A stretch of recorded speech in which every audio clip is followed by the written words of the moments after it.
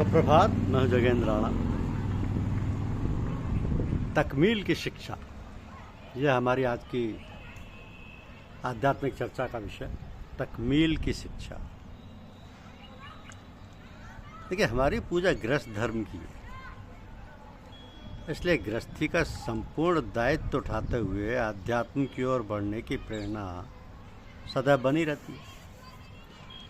इस संत मत की विद्या को इल्म सीना भी कहते हैं, मतलब हृदय की विद्या। तो हृदय की विद्या इसलिए क्योंकि हम लोग शब्द का अभ्यास करते हैं और वो शब्द पहले हृदय में सुनते हैं। तकमील हुआ साधक अन्य नए साधकों को इस शब्द का आभास करा सकता है और वही इसका शिक्षा गुरु भी होता है। तो ये गुप्त विद्या है, क्योंकि शब्द अंतर की ध्वनि है। उसका आनंद वही ले सकता है जिसको वह ध्वनि सुनाई देती है। इस विद्या को बाहरी ताकतों से छुपा कर रखा जाता है। सभी को ज्ञात है कि अहंकार बस अच्छे अभ्यासी और ऋषि मुनि भी गिर जाते हैं। इसलिए गुरुदेव सदैव ये प्रयास करते हैं कि बिना किसी आडंबर के इस विद्या का अवतरण अपने शिष्य में करवा दें तथा गुप्त रूप से शिष्य को गहरी तवज्जो देकर उसे उच्च पद तक पहुंचा दें। इन सब उपलब्धियों और ताकतों का ज्ञान शिष्य को भी नहीं रहता, मगर सबके सब काम गुरुदेव की दया कृपा से होते रहते हैं। पारस एक प्रकार का पत्थर होता है और बिना किसी भेदभाव के लोहे को सोना बनाने की क्षमता रखता है।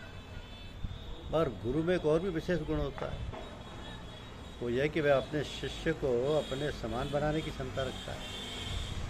शिष्य कितना भी अधम अधीन क्यों ना हो।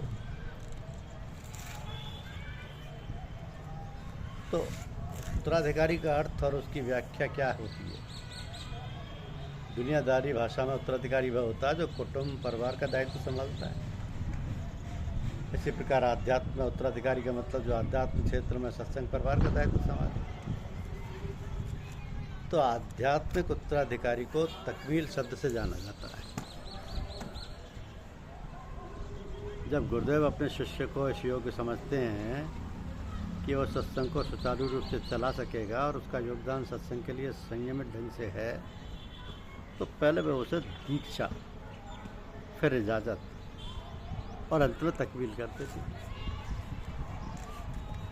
पहले दीक्षा, फिर इजाज़त और अंत में तकमील कर देते हैं।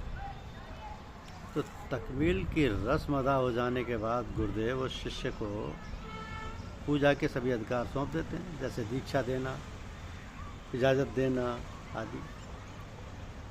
ये शिष्य गुरुदेव का अंतरंग शिष्य होता है।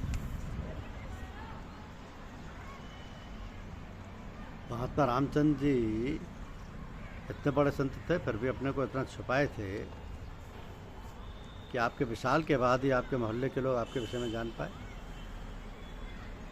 इसी प्रकार बाबूजी महाराज जब बाजार में सब्जी लेने जाते तो कभी कभी कमीज में धोती में ही सब्जी लेकर घर आ जाते। महात्मा लोग दुनिया के सामने अपने को प्रकट नहीं करते। हमारे साहब जी महाराज हम सबके साथ एक पारिवारिक सदस्य की भांति रहते। कभी किस्से कहानी होते तो कभी भजन तो कभी चुटकुले, कभी वो बच्चों के साथ लूडो खेलते तो कभी आँख बिचौली खेलते। एक साथ एक ही थाली में खाना खाते। तो क्या कोई पहचान पाया कि परम पूज्य एक विलक्षण प्रतिभा वाले संत थे? कोई कहता ना भाई साहब, तो कोई चाचा, तो कोई मामा।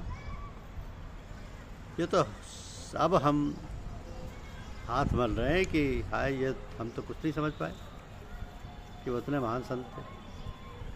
तो ऐसे संत अपना सब कुछ ईश्वरीय कार्य करते रहते हैं। इसलिए गुरुदेव जब इजाज़त या तकमील की शिक्षा देते तो एकांत में अलग कमरे में ये कार्य करते, कोई अन्य नहीं होता वहाँ पर।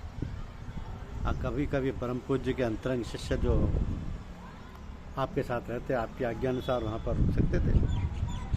कभी कभी गुरुदेव ऐसे शिष्य से नए साधक जिनको दीक्षा या इजाज़त देनी होती थी, उस शिष्य को कुछ देर पूजा करवाने को कहते थे। बाद में स्वयं उस साधक को दीक्षित अथवा इजाज़त दे देते। तो पूज्य गुरुदेव कहते हैं कि भगवान ने ये संसार बनाया है और उसकी सब बातें पोशीदा रहती हैं। जन्म और मृत्यु भी बनाया, परंतु कौन कब मरेगा किसी को नहीं पता और ना कोई जान पाया। ये भी बतलाते हैं कि भगवान अपनी रचना की कोई बात उजागर नहीं करता, वरना अर्थ से अनर्थ हो जाता है। तो गुरुदेव तो अंतर्यामी थे, सब कुछ जानते थे, फिर भी कभी उजागर नहीं किया, फिर भी कभी उजागर नहीं किया। तो ये जो गुरु अपना कार्य करते हैं, अपना उत्तराधिकारी चुन लेते हैं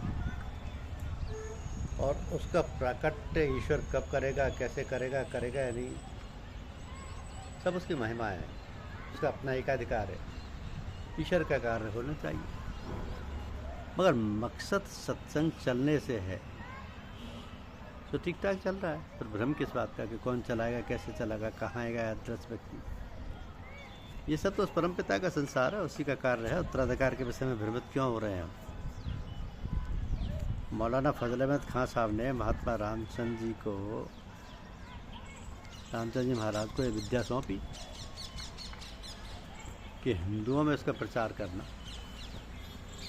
अब मौलाना साहब ने महात्मा जी के अतिरिक्त अपने अन्य मुसलमान शिष्यों को भी इस विद्या का अधिकार दिया और उन्हें भागीदार बनाया। ये कभी नहीं कहा कि फलां शिष्य ही हमारा उत्तराधिकारी है।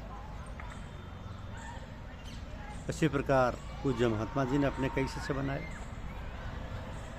जैसे पूज्य बाबूजी महाराज, डॉक्टर चतुर्वेद जी, डॉक्टर कृष्ण स्वरूप जी, मगर ये नहीं कहा कि केवल फलां ही हमारा उत्तराधिकारी। तो परम पूज्य साहब जी के कई शिष्य तकमील हैं, वो सब अपना कार्य कर रहे हैं, तो उत्तराधिकारी का प्रश्न ही नहीं आता। जो अधिकृत शिष्य जिस गरिमा का है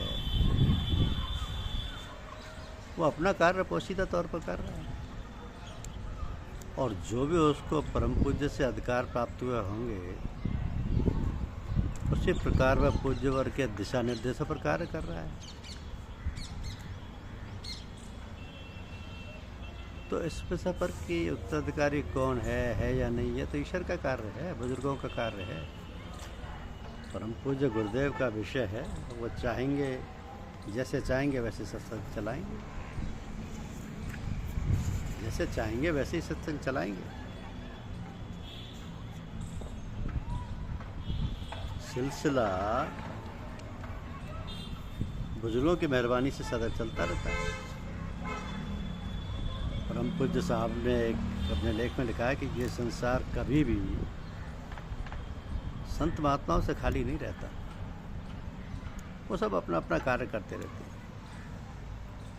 एक बार आपने यही बतलाया कि आगे के कौन कौन से लोग होंगे जो सत्संग को संभालेंगे। समर्थ सतगुरु को इसका भी ज्ञान होता है।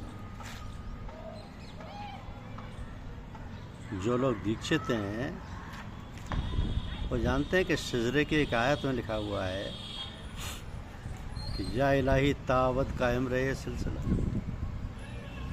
ख्वाजाए बुल कासमी नूरुल हुदा के वास्ते।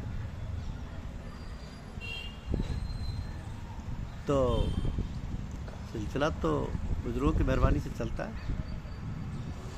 हम कितने भी बड़े बड़े वादे कर लें तो साहब जी के बहुत करीब रहे हैं, हमने बहुत सेवा की है, हमारा संबंध साहब जी से इतने बच्चों का रहा है, मगर आत्मज्ञान के बिना तो सब कुछ अधूरा है, सब कुछ अधूरा है। इतने महान संत होते हुए जिनके लिए कुछ भी असंभव नहीं था, उन्होंने उत्तराधिकारी घोषित किया नहीं किया, क्या फर्क पड़ता है? ये तो गुरुदेव की श्रद्धा पर ही आता है, मगर जब गुरुदेव की इच्छा हो तो बनाया जाता है, नहीं हो तो गुरुदेव शरीर होते हुए भी सारा काम करते रहते हैं और कर रहे हैं। धन्यवाद।